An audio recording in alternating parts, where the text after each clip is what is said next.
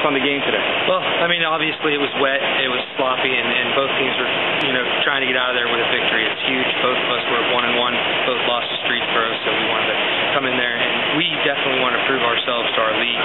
We were picked as one of the front runners in our league, and we got a lot of good teams in the league, but we felt like we had to really step up our game and really get ready because we have a nightmare in Southeast coming in here next week.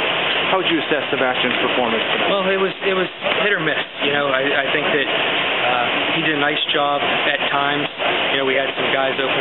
It was tough to throw the ball in the ring. It was a monsoon out there. We've really had some strange last 4 games. We played our playoff game in 2 inches of snow, and we threw the ball 32 times. We played tonight in the monsoon, and we threw the ball probably close to 30 times. He had some get away from him. Had trouble controlling the ball because he kept slipping. He was floating some of the passes over. He had 3 picks tonight, but that's not typical of him. I know he'll bounce back, and that doesn't faze me. He's got the bloodlines to run that quarterback, and you can't worry about his guys throwing interceptions. He had 3 interceptions before the rain came. Right. Then after the rain came, he had a big touchdown pass. And I think he calmed down. And I think that he started listening to what our game plan was, and that's throw the underneath stuff, throw the quick stuff. You watched those quarterbacks last night, Breeze and Rogers. They're throwing the underneath stuff and letting their athletes do the work, and that's what we finally got through to him. I think the rain stopped him from trying to go longer with the ball. He throws a beautiful deep ball, but he has to play with it himself and really take what the defense is giving him, and he did that in the second half. Take me through that game-winning touchdown. What kind of plays did you run there? Well, we just ran a power. We went with an unbalanced line. Actually, I think that the delay helped us out. We talked about running an unbalanced line and we just need to get some power in there.